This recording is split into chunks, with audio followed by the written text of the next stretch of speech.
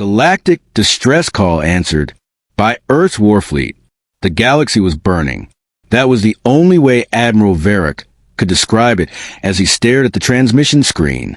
The message was short, scrambled, and filled with static, but its meaning was clear.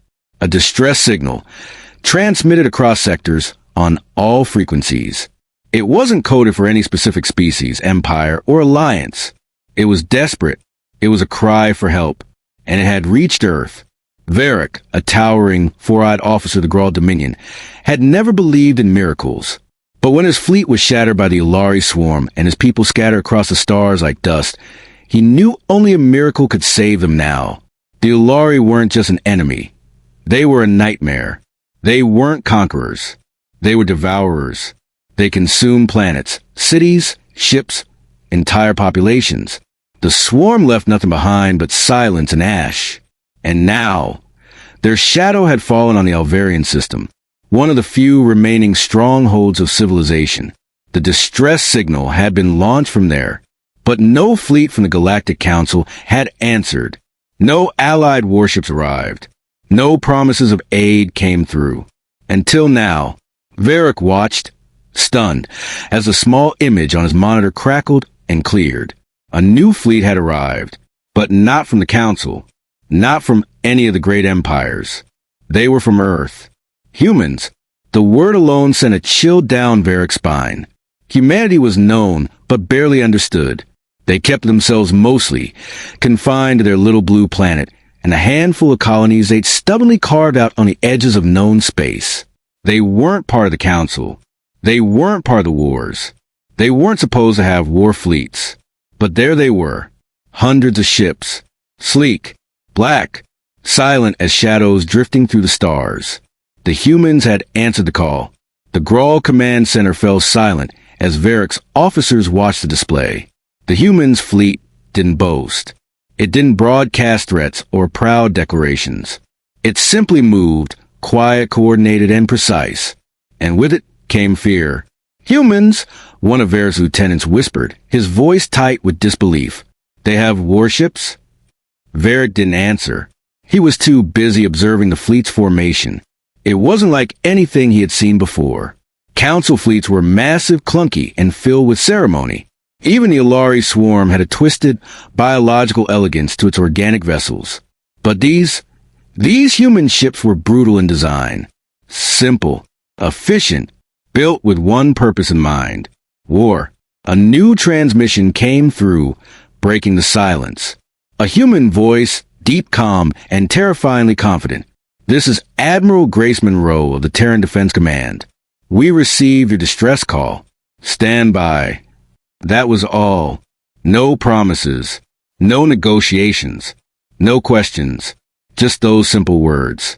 Varric had seen hundreds of admirals speak before battles. They always sounded the same, desperate, nervous, or full of arrogant pride.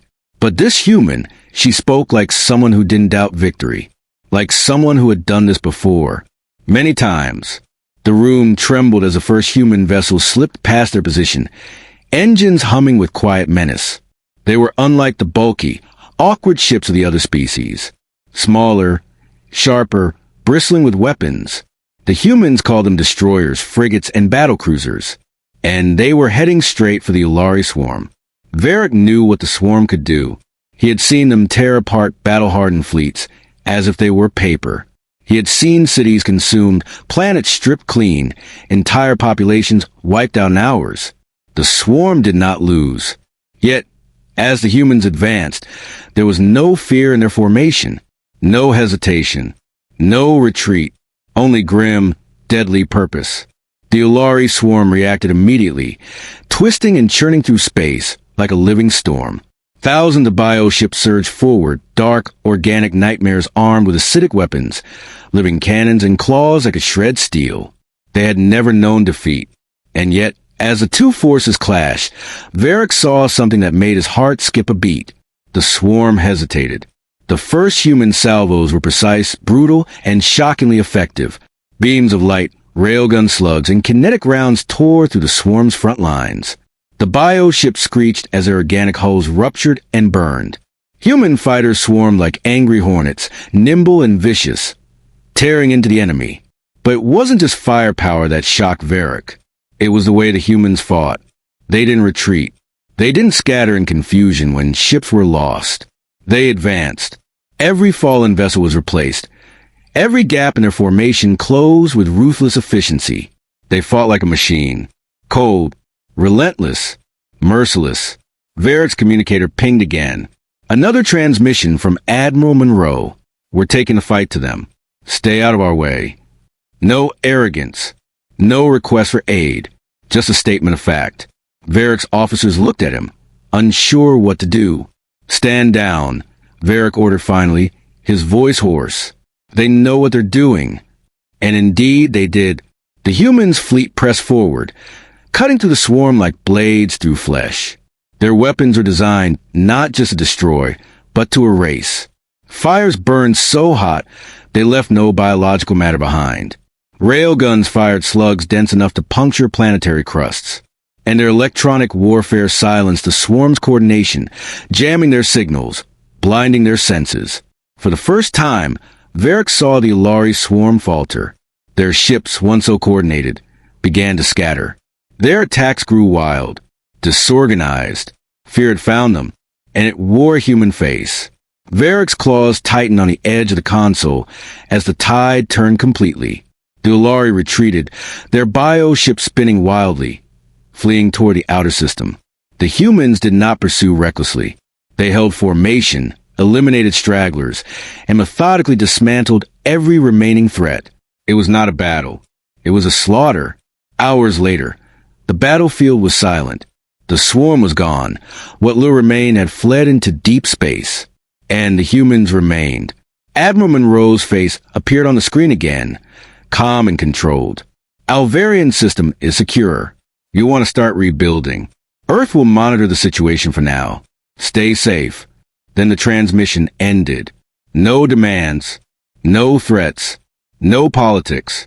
Just victory and silence. The room remained quiet as Varric processed what happened.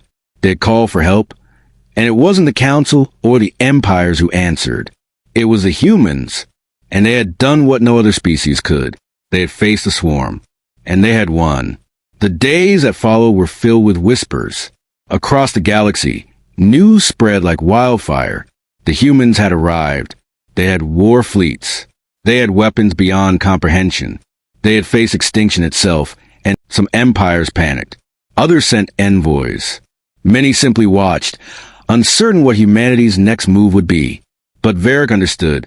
The humans hadn't come to conquer. They came because someone asked for help.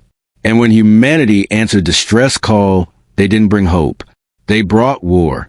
And they were very, very good at it. The galaxy, for the first time in millennia, began to reconsider its place. The old powers that ruled with arrogance now looked toward Earth with cautious respect. The Council held emergency meetings, their debates filled with fear and uncertainty. The Ulari Swarm, licking its wounds, retreated into the dark corners of space, wary of provoking the species that had brought them low. But humanity remained quiet. Their fleets returned to the edges of known space. Their leaders said little. Their soldiers spoke even less. But the message was clear. If you called for help, they would come. But when they came, it wasn't peace they carried. It was war. And the galaxy would never be the same again.